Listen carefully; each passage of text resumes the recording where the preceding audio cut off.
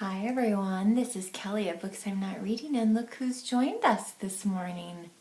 Yeah, I have a little purring kitty in my lap.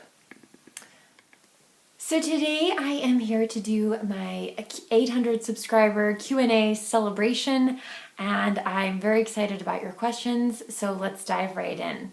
The first question comes from Angie at Literary Labors. Angie asks, what is the best and worst thing about living in Wyoming? So the best thing is my commute to work is maybe 5 minutes long. And on that commute, I might see deer, I might see antelope, I will probably see wild turkeys. We see the turkeys almost every day at the moment. The worst thing about living in Wyoming is the wind. It is relentless. It makes you go crazy. Okay, so I'm going to combine a question I got a lot from Mandy Garrett, Neetu Singh, and Karen Evans. What book got you into loving reading, or how did you come to love reading? And then Karen asks, what was your childhood like in regards to books and reading? And I feel these are just really similar questions. So I grew up in a house where there were books everywhere, just shelves in every, the basement was just, there were shelves everywhere, just bookcases all over the place. And I also grew up with parents who basically told me that I had to entertain myself, and I did a lot of that by reading. It's kind of in my blood. Tienen, I'm so sorry, not sure how to say that. Are you interested in the other Pulitzer categories, such as general nonfiction, poetry, and history? So I've read all the books that have won the Pulitzer Prize in fiction. That was kind of a reading project I had for several years. And I never ever wanted to embark on another reading project like that again. So while I may be interested in a book that happens to have won the Pulitzer Prize for history or nonfiction, poetry, that's great, but I'm definitely not going to read them all. She also wanted to know if there was anything I would change about the Pulitzer Prize for fiction. I think hindsight is 2020. And I think that even though many of the Pulitzer Prize books have been forgotten, the fact that they're on that list may help keep them in print and may help us to see like what was really important to people, what were people thinking and talking about at the time that it won the Pulitzer Prize. So, Kaylin W., what's your most favorite thriller or mystery? My favorite mystery is The Daughter of Time by Josephine Tey. Now, she does have a detective that's in multiple books, Alan Grant. Pretty sure that's right, yeah. Alan Grant. But I don't know that you necessarily need to read them in order. But this one is actually, the detective is in the hospital the entire book, and he looks into the history of Richard III. And it's fantastic. So it might be a good choice for ShakeTube. Like a good time to read it would be in September for ShakeTube. So because Shakespeare's portrayal of Richard III definitely plays into some things. But yeah, this is an amazing book.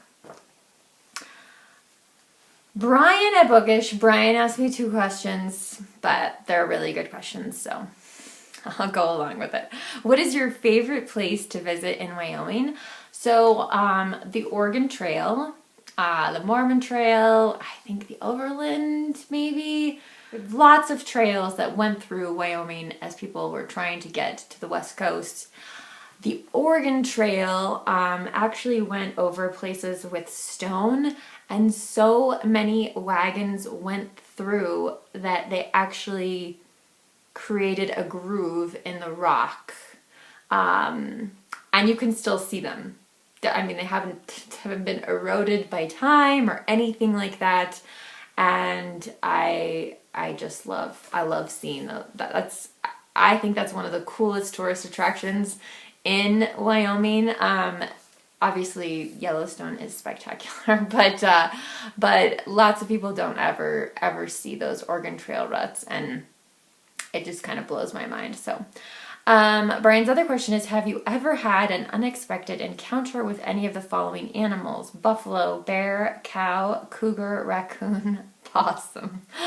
Okay, so thank God I haven't had any encounters with a cougar or a bear. When I was growing up, I went to a zoo on a field trip, and there was buffalo, and there was probably, I want to say it was 20 feet. Who knows in my memory, like how big the fence was, but it was a significant fence, and I don't know why, but I started making fun of this buffalo, and he totally knew it, and he came over. I can still see it, and stuck his horns through the chain link fence, and then proceeded to just shake, and you could see the whole top of the fence just wavering back and forth. And my entire class and I all screamed and ran. And I think that may be why I have such a healthy respect for wildlife. Jason has a fantastic story about a turkey, so I would strongly encourage you to try to get him to share that sometime. Lukash at Totally Pretentious asks, if you were going to meet and befriend a character from Shakespeare, who would it be? Lukash, I thought you knew me better than this. I would totally want it to be Shakespeare. Cindy Fau asks, what time of the day is the best time to read for you? I would say mornings probably are the best time of the day for me. Mary Tumulty. Mary, thank you so much for commenting. Did you grow up in Wyoming in a very rural area or in town?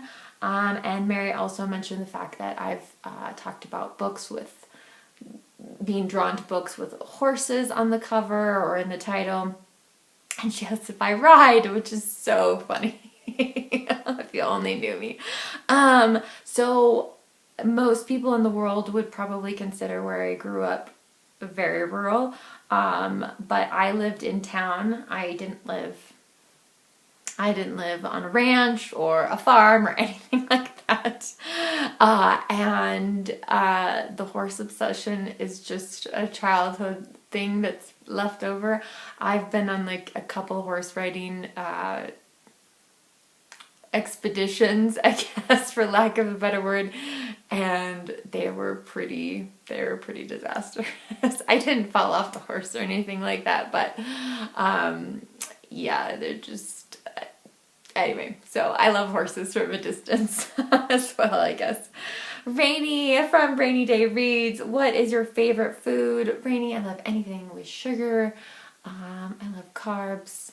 I know that's a bad recipe right there, but yeah, I have such a sweet tooth, so dessert, I'm just a real sucker for. Okay, question from Mark Nash. You and Jason have very differentiated reading tastes to judge by your respective channels, but have you influenced him to pick up a book he wouldn't have otherwise read, and vice versa? So yes, definitely, Mark, and I think our reading tastes, it's maybe more what we choose to talk about on our channels than rather that our reading tastes are wildly different. So I have persuaded Jason to read the first 2 books in the Betsy-Tacy series. I'm hoping that he will read the next 2, and then I will let him go with Betsy-Tacy.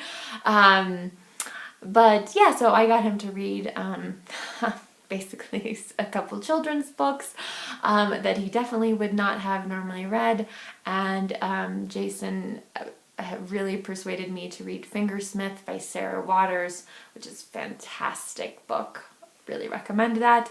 So it happens a lot. We used to be in a book club together, and so there, yeah, we were always kind of forcing each other to read things that may be outside of our comfort zone. Gagging for lit. What were you most nervous about when starting your channel? I think maybe the tech side of it. I don't script my videos, obviously. If you're watching this, you know that. I don't script them. I don't, I try to keep the editing to a real minimum because the joy of having a booktube channel for me is actually creating the content.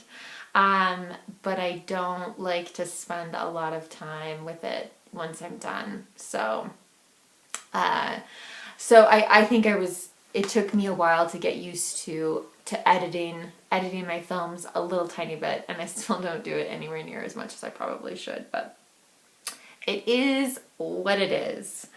Amanda Morton, have you always lived in Wyoming or Montana? What other states have you been to? Amanda, yes, so I have lived most of my life in Wyoming. Jason and we spent 4.5 years living in Missoula, Montana. I spent a year living in Chicago. I spent a summer living in New York City. And I have been to many states and countries, and I'm very, very fortunate that I've been able to travel so much. Stars Scream Live. Okay, they asked 6 questions, which is too many. So I picked one, which is pick one author, Faulkner, Hemingway, or Fitzgerald. And then they had in the parentheses, Steinbeck is also an allowable pick. And I'm definitely going with Steinbeck. I love The Grapes of Wrath. I think it's a phenomenal book. I really want to read East of Eden. Maybe that will be something I pick up next year. So definitely love Steinbeck. Another question by Karen Evans. What tips do you have for new booktubers? So this is more of a do as I say, not as I do, because I really struggle with this, but I think it's super important to leave comments on other booktubers' channels and really just get into the habit of that, because like Joe Smith, for instance, who many of you know, comments on a ton of booktube channels and does a bunch of buddy reads with people, participates in events.